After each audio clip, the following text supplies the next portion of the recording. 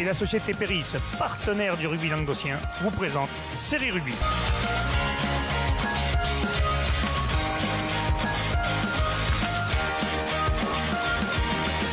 Bonjour mesdames et messieurs, bienvenue sur Série Rugby, votre émission consacrée au rugby amateur de la 4e série à l'honneur. Avec mes céréales chroniqueurs, salut Jamy. J'ai cru qu'il ne savait plus comment je non, c'est que je suis perturbé, j'ai pas l'habitude d'être dans ce siège. Là, je commence à prendre l'habitude, mais... Ça va Bébu? Ça va, et toi en écoute, forme. très bien. Très bien. Et aussi Walter, salut Walter. Salut Bubu. Bonne année à tous les deux, qu'on s'était pas vu, ouais ça va. Ouais, bonne année à tous. Meilleurs vœux à tous, hein, évidemment. Donc voilà, et puis Alain Simon qui est pas là, tu prends moins de place que lui quand même. Ouais, j'ai un peu plus de cheveux en plus, quoique je suis coiffeur en plus. C'est pas mal, ouais. On va attaquer de suite avec les résultats des rencontres qui se sont jouées ce week-end. On attaque avec la 3e et 4e série.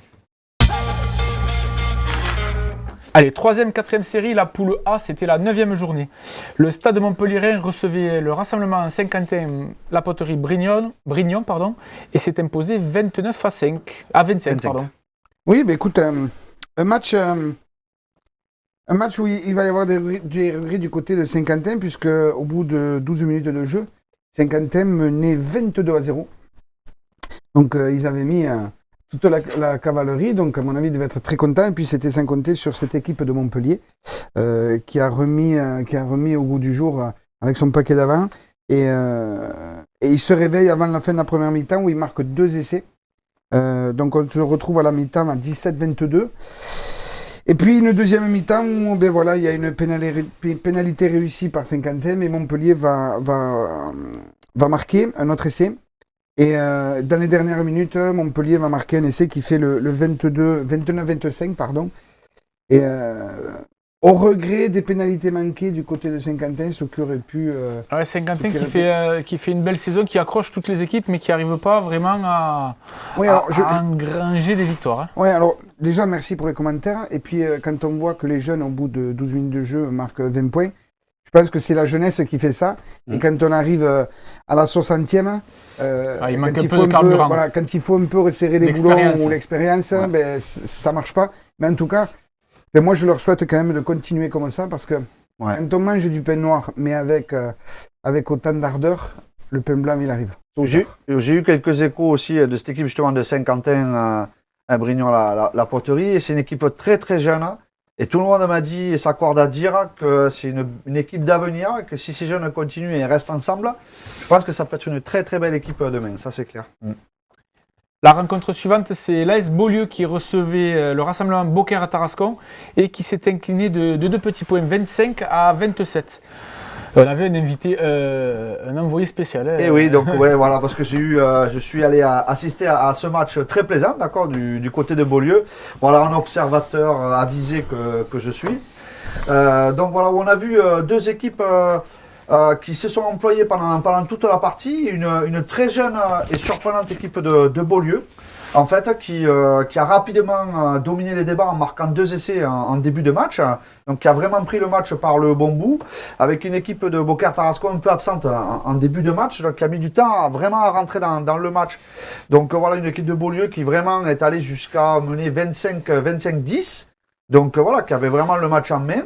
Mais Beaucaire Tarascon n'a vraiment rien lâché jusqu'au bout, et petit à petit a grappillé, est revenu pour marquer un essai à la 79e.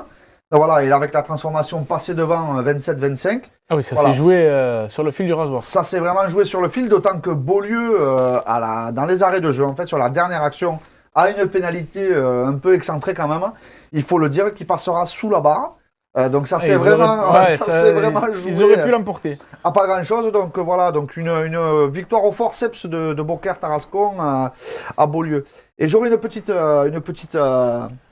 dédicace. T'as trouvé un scoop là, je te sens. Ouais, j'ai un petit scoop concernant cette équipe de Beaucaire Tarascon. Donc voilà, bon, pour pas vous mentir, je suis allé observer ce match parce que avec la Escanée, nous affronterons le 2e de cette poule. Et donc voilà, j'ai appris avec plaisir que un des plus gros partenaires donc de Beaucaire Tarascon n'était autre que Little Angel 84. Donc voilà, donc pour les connaisseurs, je pense que ça va parler à quelques-uns. Tout le monde aimerait l'avoir comme partenaire, donc voilà, ça c'est sûr. Et voilà, donc on lui fera une petite dédicace. Et je l'annonce que si par hasard, on faisait le barrage contre Beaucaire-Tarascon, nous l'inviterons à venir taper le Peut-être elle club. viendra avec des caméras aussi, peut-être. Avec plaisir, ouais, c'est clair. Allez, la rencontre suivante, c'était Roquemort qui recevait la Grande Motte et qui s'est incliné assez lourdement, 61-12, Doudou. Pas grand-chose à dire, hein. Une équipe de la Grande Motte qui fait une belle victoire à l'extérieur. Il y a eu quelques blessés quand même sur ce match. Cette année, les pauvres Sharks, ils sont pas vernis. Hein. La fois où on était allé les voir, déjà, ils avaient eu quelques blessés. Ils étaient déjà en sous-effectif à cause des blessés. Ils en avaient perdu un qui s'était cassé le nez. Et là, il y a encore eu de la casse, il me semble. Ouais, apparemment, il y a 4 blessés. Ah ouais. Sur un match où on sait que Roquemort, c'est pas l'année où malheureusement ils ont aussi des problèmes d'effectifs. 4 blessés sur une rencontre comme ça, c'est un peu dommage. Ouais. Voilà, c'est un peu dommage. Mais bon, après, rugbystiquement parlant, ben voilà, 61-12, je crois que ça se passe de commentaires. Et la dernière rencontre, c'était Marguerite. Marguerite qui recevait le leader Villeneuve-les-Maguelones et qui s'est imposé 24-12, Walter. Et ouais, non, une belle performance de Marguerite, donc à domicile, qui fait tomber le leader Villeneuve-les-Maguelones. Donc avec une opposition de style dans ce match, avec une équipe de Villeneuve-les-Maguelones, on le sait, très solide devant. Et voilà, une équipe de Marguerite qui a envoyé beaucoup de jeux. Voilà, donc on notera en plus 2 beaux essais de leur essai Sacha qui a fait un très gros match.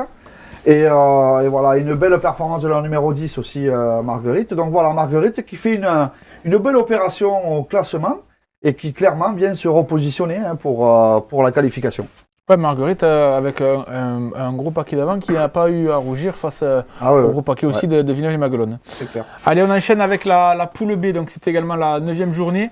Le rassemblement Lurent-Servien-Bougeant devait rencontrer Villeneuve-les-Béziers, mais le Covid est passé par là et du coup la rencontre sera remise à une autre date, avec une petite pensée pour Fabien Varro, l'entraîneur de Lurent, qui a eu un accident de la route dimanche soir et qui a été assez sérieusement touché. Bon, les nouvelles sont rassurantes, il va être immobilisé un petit moment, mais on tient à rassurer tout le monde. Courage Fabien. Grosse pensée à lui. Ouais, grosse pensée, ouais. Après, Côte-Rocheuse qui recevait le rugby Cornillon 15 et une victoire de Côte-Rocheuse 24-10 avec un nouvel entraîneur, non, il paraît, du côté de Cornillon. Je ne suis pas au courant. Jamy, tu peux nous en dire un peu plus? Ouais, bah, écoute, tu as repris. Ouais, voilà. T'es retombé dans la marmite, quoi. Ouais, c'est ça. Mais le problème, c'est que la marmite cornillanaise, quand on y a mis un pied dedans, c'est compliqué. Bon, enfin, on va pas parler de moi parce qu'on s'en fout finalement. On va parler de ce match, si tu veux. Hein. Une défaite 24-10. Ouais, un joli retour. Hein. Un joli retour. Ça... Deuxième défaite de l'année, c'est quand j'arrive, c'est top. Donc je remercie les joueurs.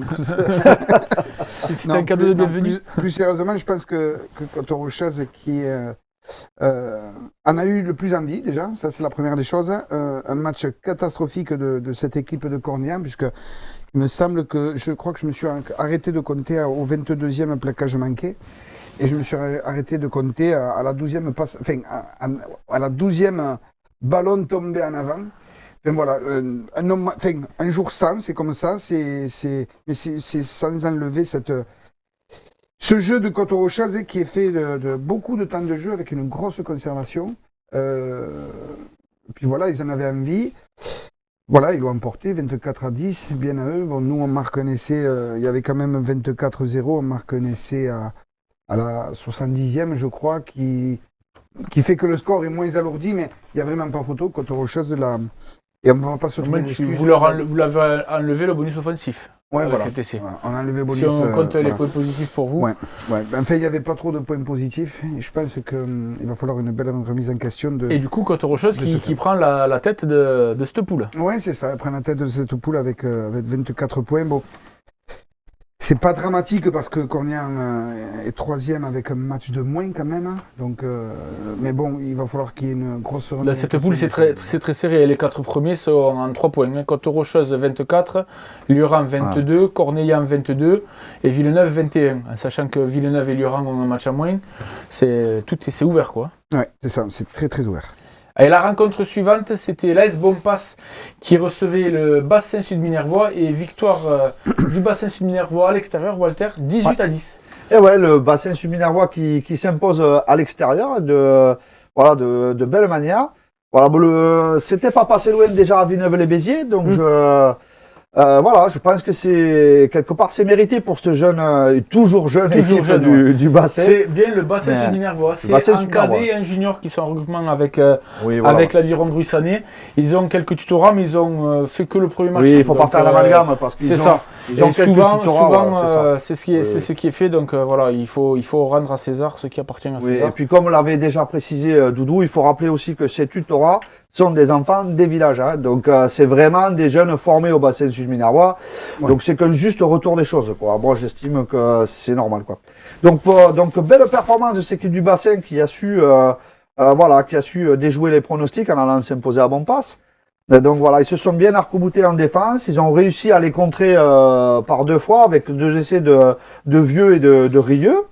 Donc voilà, ils ont mené 18 à 5. Voilà, donc c'est une belle performance du bassin sud minervois qui remet un petit peu de beurre dans les épinards sur cette saison. Ouais. Allez, on va passer maintenant à la 3e poule de 3e et 4e série. Donc la première rencontre, c'était Villeneuve-la-Comtale qui recevait Corbière-Maritime et qui s'est incliné 18-9. Oui, bah écoute, Corbière-Maritime qui marque 2 essais avec les frères Monnier. Et puis voilà, ils ont fait la marche en avant tout le match. Villeneuve qui n'a pas pu. Villeneuve, c'est compliqué, c'est une équipe qui se remonte cette année. Et en plus, ils ont perdu leur capitaine dès la première minute de jeu. Il s'est mis là. C'est Cédric Crochard, le capitaine, qui m'a envoyé un petit message. Il s'est pété la cheville qu'il venait de soigner justement dès la première minute de jeu. Donc ça signe certainement, malheureusement pour lui, l'arrêt de sa carrière à 43 ans quand même. Mais bon, grosse entorse avec arrachement de ligament et déchirure du mollet. Donc oui, je pense que la saison déjà est compromise. Ouais. En tout cas, voilà, Corbière-Maritime qui fait une opération à l'extérieur en dominant les débats. Et qui se rapproche un petit peu du 3e et du second, du coup, par la même occasion. Oui, c'est ça. Ils sont à 3 points du 3e, donc rien n'est joué dans cette poule encore, mis à part la première place. Mais après, le reste, ça va se jouer aussi dans un mouchoir de poche. Ouais, le 3e, justement, tu vas me parler, c'est Cerdagne-Cap-Cyr qui est allé s'imposer 20-7 à Cosne-Minervois. Ouais. Walter, Cosne-Minervois, défait à la maison. Je pense que Cosne-Minervois doit avoir beaucoup de regrets sur ce match, parce que le match était quand même très important en vue d'une qualification. Donc voilà, là aussi c'était une vraie opposition de style, donc avec une équipe de Cerdagne-Cap-Cyr très jeune, qui envoie beaucoup de mouvements, qui joue et surtout qui défend très bien, qui ne lâche jamais rien. Donc voilà, et puis une équipe de Cosne-Minervois avec un paquet d'avant quand même solide, expérimenté, voilà, qui pourra avoir des regrets, que ça n'ait pas bien fonctionné en touche. Voilà, parce que peut-être que s'ils avaient eu un peu plus de munitions devant, en fait, en particulier sur les ballons portés, je pense qu'ils auraient vraiment mis en danger cette équipe de Cerdagne-Cap-Cyr. Donc voilà, ça a bien bénéficié à Cerdagne-Cap-Cyr et puis ça montre que ces jeunes montagnards ne sont pas là pour rien, quoi. Ça c'est clair. D'ailleurs, Alain était dimanche à Cosne et nous avons la réaction de Christian Casas, le capitaine, et de l'entraîneur du RAC. Bonjour mesdames, messieurs, nous sommes au stade de Cosne-Minervois. Nous avons eu la victoire de Cerdagne-Cap-Cyr sur Cosne-Minervois sur le score de 20-7. Avec moi, le capitaine Christian, l'entraîneur Gilles, c'est ça? Allez, on commence par le capitaine. Christian, il a fallu se donner, c'était un match un peu compliqué. Première mi-temps un peu plus serré, après un second mi-temps, ça a été peut-être un peu plus facile. Ouais, mais le deuxième mi-temps c'était quand même compliqué parce qu'ils nous ont foutu la guerre et ils étaient plus lourds que nous, ils nous ont foutu du combat. Et on a quand même mis du temps à répondre, on s'est fait un peu secouer. Et après, je pense que les mecs ont bien réagi. On était peut-être un peu trop au niveau des plaquages, mais après, ça c'est quand même assez bien passé, on est content de la victoire. Ouais, on avait un arbitre qui sanctionnait beaucoup les plaquages hauts. Extérieurement, on n'en a pas vu tant que ça, de mon avis à moi. Maintenant, quand même, vous êtes bien rentré dans la bougie quand même. Hein. Ouais, on s'y a embrouillé quand même, mais après l'arbitre, s'il siffle, c'est qu'il y a faute, donc ça nous adapter aussi à l'arbitre, donc il fallait qu'on se baisse encore plus. C'est bien cette victoire ici à l'extérieur, parce que cette poule quand même est assez serrée. C'est un bon point pris là, 4 bons points, quoi. Ouais, c'était pas évident de venir gagner comme ici, on l'a vu aujourd'hui. Et après, maintenant, il y a encore d'autres gros clubs, c'est une grosse poule quand même, avec Canet, Plateau de Sceaux et Corbière qui sont au-dessus aussi, qui nous ont déjà gagné.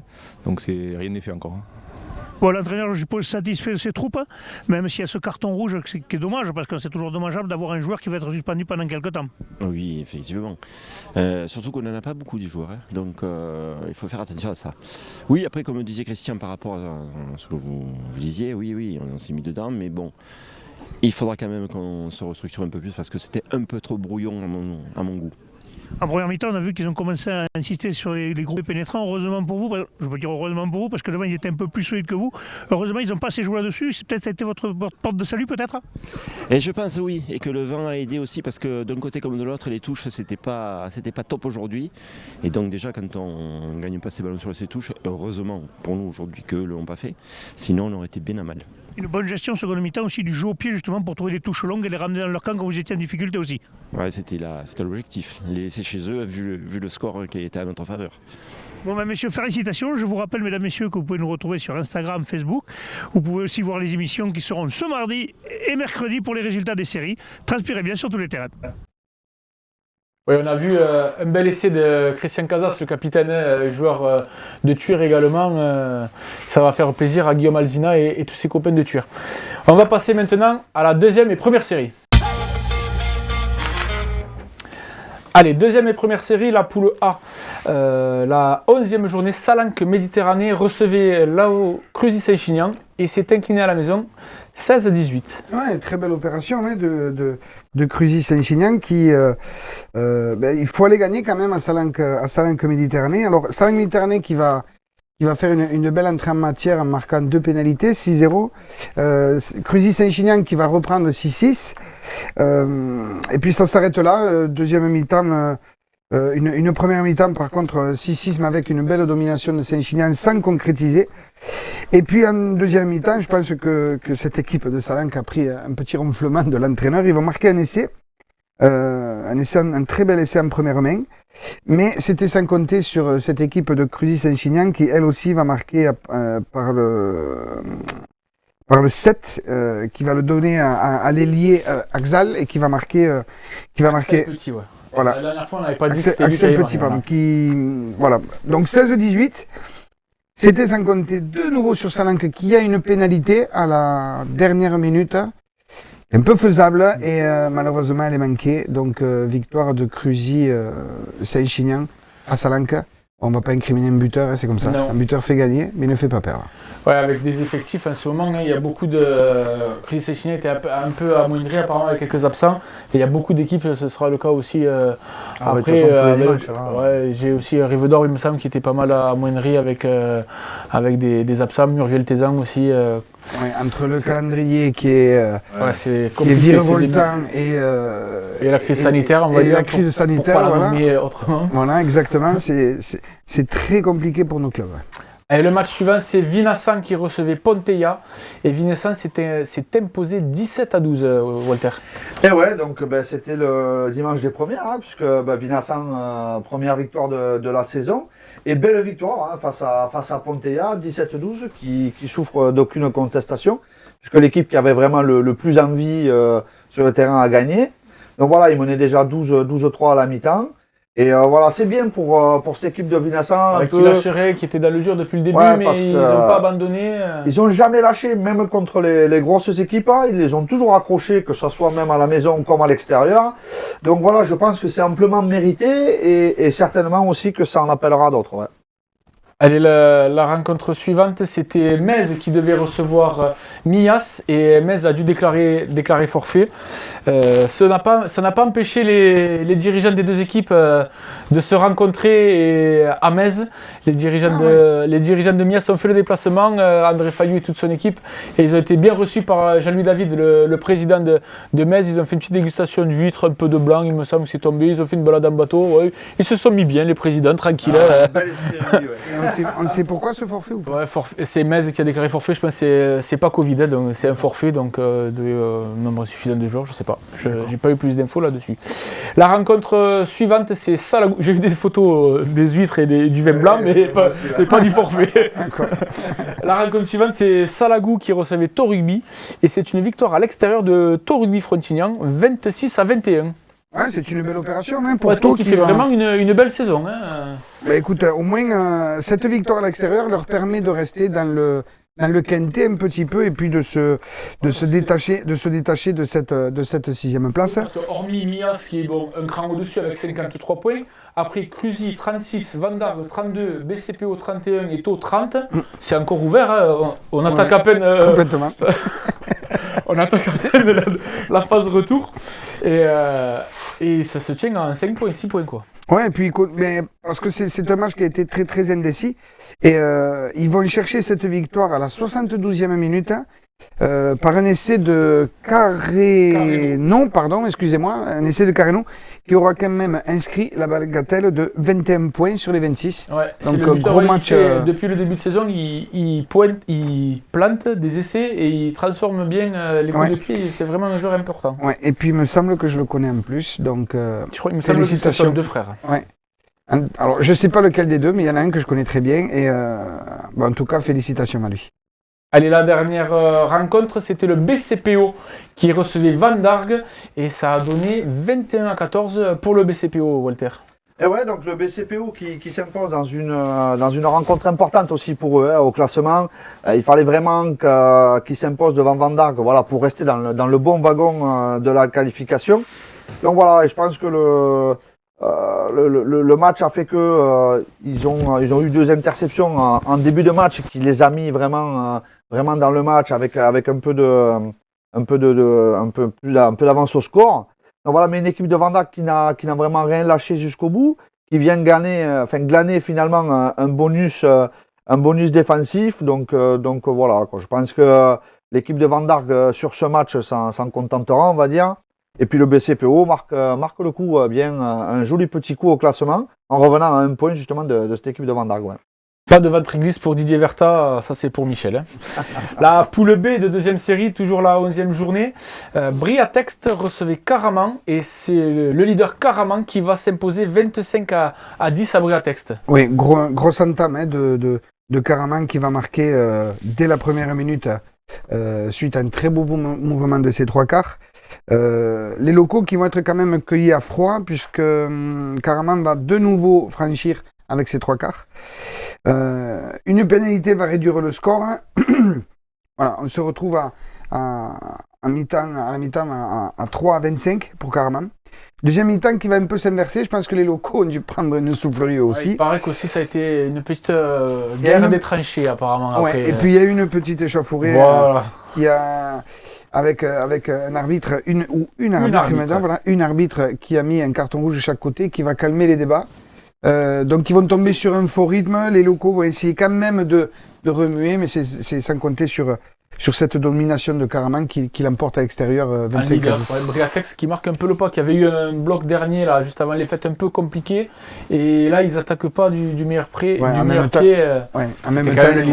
une match de reprise, ils prennent le leader quand même incontestable avec 47 points.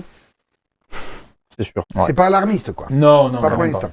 La Bruguière qui recevait Villeneuve et victoire de l'Olympique La Bruguière 29-16. Alors malheureusement on n'a pas eu les infos sur cette rencontre. On notera juste que La Bruguière grâce à cette victoire va distancer Villeneuve et gravir la 6e place. La Bastide de Beauvoir qui devait recevoir l'US Kerkob Bastide Péra. Le match a été remis. La Tour du Crieux recevait Murviel-Tézan qui est second, 44 points avec un match à moins, et c'est une victoire de Murviel-Tézan 26-16 à l'extérieur. C'est pour Walter. Ouais. Eh bien ouais, Murviel-Tézan qui continue son petit bonhomme de chemin dans cette rencontre, dans un match difficile quand même, une victoire qui a été... Opposition de style aussi. Oui. Ouais. La jeunesse murviello-tésanaise face à l'expérience. On le voit, il menait que 9-6 à la mi-temps. Ça a été quand même long à se dessiner. Donc ils sont partis qu'à 19, des cas de Covid le matin. Ça a été. Et ça prouve quand même aussi que cette équipe de Murviel-Tézan a de la ressource, quoi. Donc voilà, moi je pense ils ont su resserrer les boulons parce que ça a été un match où les avants de la Tour du Crieux ont essayé un peu de durcir, mais ils ont su faire le dos rond et l'emporter justement à cause peut-être un peu de l'indiscipline, cette pénalité passée au pied, un essai en fin de match. Ouais. Et on aurait une pensée pour Thierry Sabatier, le soigneur, dit le ministre, le soigneur de Murviel-Tézan, qui a fait un infarctus à la fin de la rencontre sur le terrain. Il a été rapidement pris en charge et transporté à Toulouse et ça va mieux. Il est entre de bonnes mains. Ça s'est bien passé. On va lui souhaiter un très bon rétablissement. Le match suivant, c'était Castelnau-Bastide 117 qui devait recevoir le RC Couisa Esperanza et qui s'est imposé 24-8. C'était un match, c'était presque le match de la dernière chance pour Cuisa, pour pas finir, dans les derniers. C'est compliqué pour eux, les longues. Donc, alors déjà, saison compliquée, mais c'est surtout un déplacement compliqué, une reprise à l'extérieur. Essayer de ne pas rester dans cette position de lanterne rouge, mais c'était sans compter sur cette équipe de Castelnau-Bastide qui va marquer très très vite, puisqu'à la mi-temps, il y a 17-5 pour l'équipe de Castelnau-Bastide avec des essais de Roao et Mirouz. Et puis après, en deuxième mi-temps, ça va un petit peu, ça va réduire, l'accélérateur va réduire un petit peu et Soula va marquer à la 60e, sachant que Cuisa avait marqué un essai à la 10e, un petit peu pour se rebeller un petit peu, mais bon, ça a été très compliqué pour cette équipe de Cuisa et Castelnau qui l'emporte à la maison très logiquement. Allez, on va passer maintenant à la première série. Première série, la poule A, journée 11. Donc c'était Cabestany, le première rencontre, qui recevait Corbière 15. Et victoire à l'extérieur de Corbière 15, 36-5. Non. Pardon, Walter. Oui, ben, Corbière 15, voilà, logiquement s'impose chez le dernier. Donc voilà, 36-5. Mais après, on notera quand même une équipe de Cabestany qui n'a jamais baissé les bras, voilà, qui a toujours essayé d'envoyer du jeu. Donc voilà, Corbière 15 logiquement s'impose grâce à ses joueurs cadres. On essaie déjà de Drujon assez rapidement en début de rencontre, comme d'habitude. On le sait, Drujon, quand il est sur orbite, généralement ça finit derrière la ligne. Après, ils ont mis un bon contre le cours du jeu, là, 17-0. Ça les a un petit peu assommés, cette équipe de Cabestany. Donc voilà, après c'est toujours plus difficile. Face en plus à une équipe qui joue les premiers rôles dans cette poule. Donc voilà, ouais. La rencontre suivante, c'était Montréal-Montady qui recevait l'AS Olonzac Minervois de Bruno. Et victoire de Montréal-Montady, 32-25, Doudou. Ça a dû être un sacré match, parce que 32-25, c'est un très joli score. Donc deux équipes qui n'ont rien lâché. On a quelques images des essais, il me semble, si Renaud les trouve. En tout cas, bon voilà, c'est Olonzac quand même qui mène un petit peu contre le cours du jeu, l'équipe de Montréal-Montady. Il mène 5-8. On est en force là de Roland Lopez. Il mène 5-8 et puis il va y avoir une petite accélération de un de mes amis, Thomas Lagarde, qui va casser des plaquages et qui va marquer entre les poteaux, ce qui va un peu assommer cette équipe de Olonzac. C'est celui d'après. Là, c'est un essai de Olonzac. Et c'était aussi un bonus offensif pour Montréal. Bonus défensif pour Olonzac. Et voilà, allez, Thomas. Hop, feinte de passe. La feinte du facteur. Elle est passée. Joli essai. Un bel essai de Thomas. Il est allé tout seul au milieu de la défense.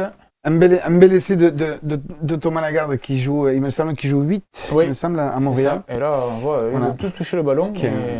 Talonneur de formation qui a joué. On voit qu'il est ballon. Qui a joué à Rennes d'ailleurs, qui a joué à Narbonne, qui a joué à Gruissam et qui vient se faire plaisir à Montréal. Donc voilà, pour revenir sur ce match. Yannick Ortega. Voilà. Montréal en a plus eu envie pour avoir eu Bruno par message. L'équipe qui a eu le plus envie l'a emporté. Mais bon, cette équipe de Olonzac quand même qui a envoyé pas mal de jeux avec ses trois quarts virevoltants. Là, sur les essais, en tout cas, on voit que derrière ça a des pattes côté Montréal-Montady. D'ailleurs, 32-25, pour qu'il y ait 32-25, il faut qu'il y ait deux équipes quand même qui aient envie de se passer le ballon et devenir et du coup, Olonzac qui perd sa place de leader au profit de Corbière 15, qui est premier avec 40 points, Olonzac 39 points, Montréal 33 et Montady 30. Ouais, ça se resserre maintenant. Il y en a eu des essais ce dimanche à Montréal-Montady. Ça doit être un joli match. Apparemment, tout le monde s'est régalé de voir. Tant mieux. La rencontre suivante, c'est Montréal qui recevait l'Union catalane Bages-Villeneuve. Et c'est une victoire 24-17, bonus défensif pour l'Union catalane. Et un bon derby catalan, comme il se doit, puisque les équipes sont restées au coude à coude quasiment jusqu'à 5 minutes de la fin. Donc voilà, puisqu'il y avait 10 partout à la mi-temps, puis 17-17. Et voilà, une équipe de Montréal qui prendra définitivement le score à 5 minutes de la fin, 24-17. Donc voilà, où l'Union catalane aura eu une balle d'égalisation à la fin et une petite faute, on sifflera la fin du match là-dessus. Mais non, voilà, Montréal qui s'impose à domicile, mais difficilement. La rencontre suivante, c'est Vauvert qui recevait Toch Corbière et victoire 23-20 des Vauverdois. Dans une rencontre très serrée, très indécise jusqu'au bout. Vauvert qui était mené 15-8 à la mi-temps, où Toch avait inscrit 5 pénalités sur des fautes d'indiscipline locale. Comment ça s'appelle, Vauvert qui avait répondu par un essai. Seconde période reprend et Vauvert revient 15 partout avec un essai de pénalité. Là, il y a une petite bagarre qui permet à l'arbitre d'exclure un joueur de chaque côté pour calmer un peu tout le monde. Finalement, Vauvert arrive à reprendre l'ascendant, mène 20-15, puis 20-20 avec un nouvel essai pour Toch Corbière. Il reste 10 minutes. Les joueurs de Vauvert vont marquer une pénalité et jusqu'à dernier instant, Tucham va essayer de l'emporter avec notamment une pénalité et un drop qui seront ratés et c'est Vauvert qui tient sa victoire. Une victoire 23-20, vous avez compris, ça a été indécis jusqu'au bout. Hein. Bien sûr. Oui, et puis Vauvert qui a dû être content parce que malheureusement, ils sont. C'est leur première victoire de la saison. Voilà, première victoire de la saison, lanterne. Et ils prennent Toch. Par contre, Toch, ça a dû être un peu la douche froide parce que je pense que s'ils avaient gagné, ils pouvaient peut-être encore espérer. Encore tout n'est pas fini. Cette 6e place. Tout n'est pas fini, mais Ça va être compliqué. c'est un mauvais coup pour eux, quoi. Et finir à 3 points à l'extérieur, c'est toujours rageant, même si on ramène le bonus def. Allez, on enchaîne avec la poule B. C'était également la 11e journée. Ers-Lauragais recevait la Barguillère. Et c'est une victoire à l'extérieur de la Barguillère, 19-16 pour Doudou. Mais écoute, c'est une belle victoire à l'extérieur qui va compter quand même beaucoup au niveau du classement. Un match qui s'est joué en deuxième période, 3-0 à la mi-temps. Oui, un match qui a dû être quand même tendu. Pour Ers-Lauragais, un essai de Mébarc juste après la mi-temps, à la 47e. Mais juste avant, la Barguillère qui avait marqué un essai par Téchen à la 44e. Et c'est les pénalités qui vont faire le reste. Hein. Donc on peut dire quand même indiscipline quand même du côté Ers-Lauragais qui ne ramène pas cette victoire à la maison. Victoire à la dernière minute. Hein. Voilà. 80e la dernière pénalité. Ouais. Et apparemment, c'était même 82e. Ah. J'ai cru entendre ça. Mais bon, on va dire 80e. En tout cas, c'est un bon coup quand même pour la Barguillère parce que c'est pas tout le monde qui ira gagner à Ers-Lauragais, même si Ers-Lauragais maintenant marque le pas au niveau du classement. Et ça leur permet d'être sur la 5e marche ex-aequo avec 22 points, en sachant que l'ESAT, le 4e, a 23 points. Voilà. Encore, 4, 5, 6, voilà. à un point de différence. Donc, il y a les 3 premiers qui sont devant, Cabardès avec 37, Piège-Lauragais, Malepère avec 33, attention, 3 matchs à moins, et Alaric 32 points, et derrière, l'ESAT, Saint-Jean-du-Falga, la Barguillère et Autorive, 23, 22, 22, 21. Donc là, c'est vraiment serré. Hein. La rencontre suivante, c'était Saint-Jean-du-Falga qui recevait Mirepoix et victoire de Saint-Jean-du-Falga, 24-18. Ouais, c'est ça, dans un derby ariégeois qui aura tenu toutes ses promesses. Donc voilà, avec deux équipes qui se sont vraiment employées, où chacune aura mené au score. Donc voilà, et Saint-Jean du Falga s'imposera au bout du bout. Hein, il menait quand même que 19-18 à la 70e. Donc voilà, ils s'imposeront finalement grâce à un essai de leur troisième ligne, Rafestin 24-18. Donc voilà, une belle opération pour Saint-Jean du Falga. Ouais. Les Ades sur l'Aise, justement, qui devaient recevoir PLM, Piège-Lauragais Malepère, le match a été remis. L'affiche du week-end, c'était le Cabardès, le premier qui recevait Alaric, le troisième qui est dans une bonne phase. Victoire du Cabardès, 28-21. Qui leur permet de rester en tête de la poule, alors, même si PLM 3 matchs à moins, ouais. Il n'y a que 2 dates de repli.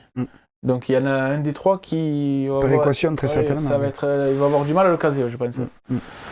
Enfin bon, en tout cas à ce jour, Cabardès qui est premier de poule et qui a reçu cette équipe Laric qui à mon avis était venue avec des ambitions. Bon, la Laric ramène un point de bonus défensif, c'est moindre mal. Et puis, écoute, tant mieux parce que on n'a pas eu spécialement de commentaires, mais je ne le vois pas sans les lunettes.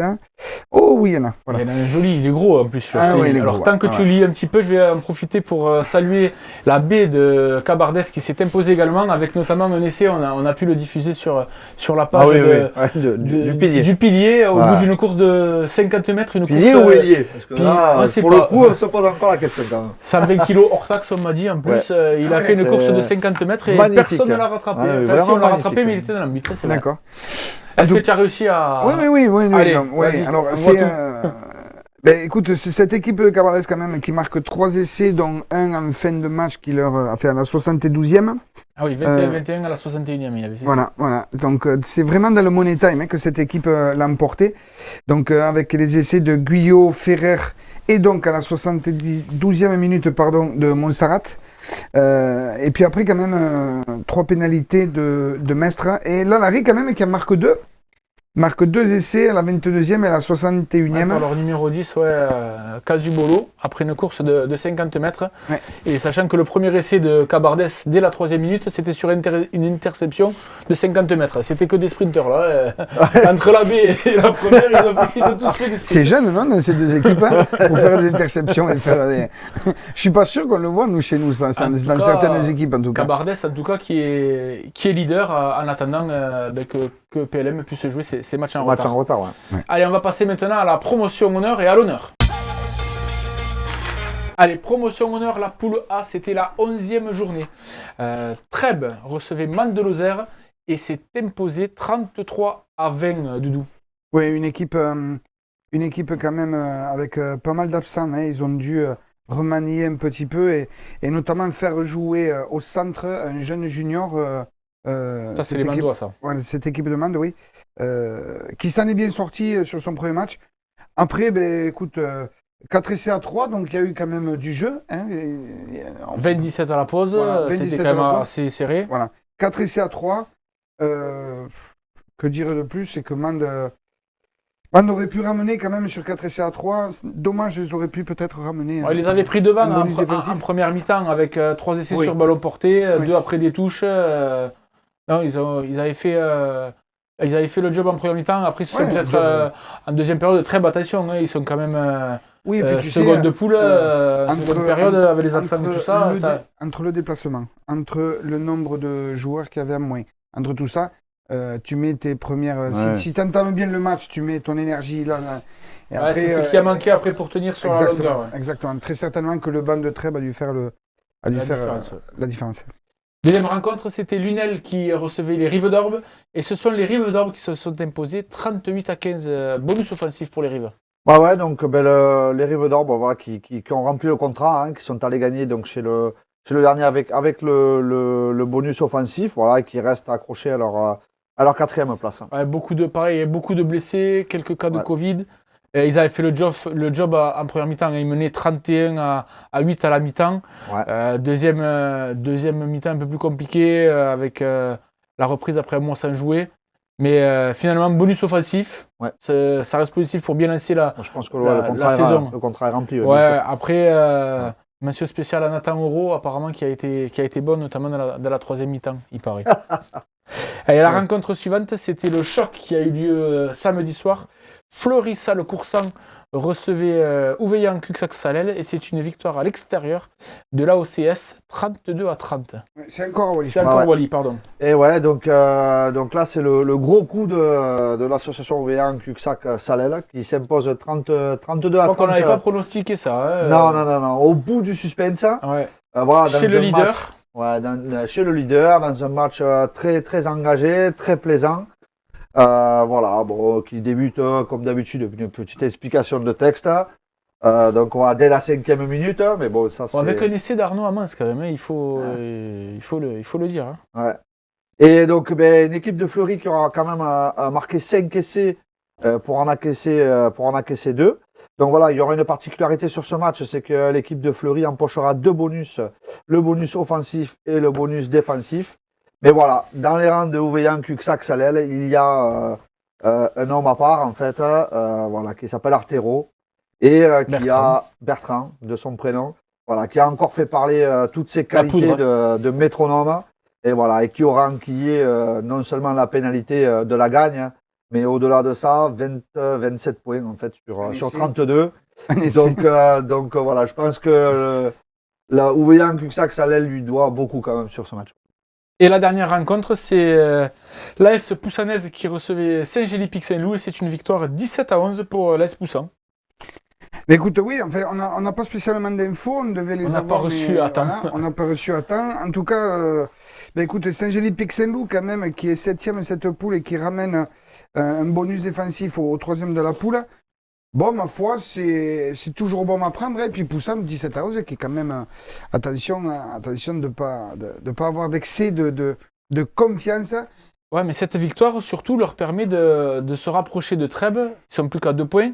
Floris Alcoursan, avec sa défaite à la maison, Ouais, c'est est surtout- leader d'un ouais. point sur Trèbes, 34. Poussan, 32. Rivedorbe qui grappille derrière, 28 points. Il ferait bien de savoir les matchs. Et ouais, c'est compliqué là de le mettre. Parce mais on que va, c'est j'ai surtout Trèbes réfléchi. qui se rapproche Ouais. à 34 Ouais. face à Fleury C'est ça. 35. Et derrière, Attention, c'est cette passe de Fleury. quand même. les 4 premiers, ils sont en 7 points. Hein. Et c'est des équipes qui jouent au rugby quand même. Ouais. Hein. On va passer maintenant à l'honneur. C'était la 12e journée, la poule A. Et il n'y a eu qu'un match qui s'est joué. Foyer Laïque Auvernais a été remis face à Bédarieux. Et la seule rencontre qui a eu lieu, ce sont les Plages d'Orbe qui recevaient l'Avenir bleu et blanc et qui se sont inclinés 28-8. Bonus Ouais. offensif pour la bébé. Et ouais.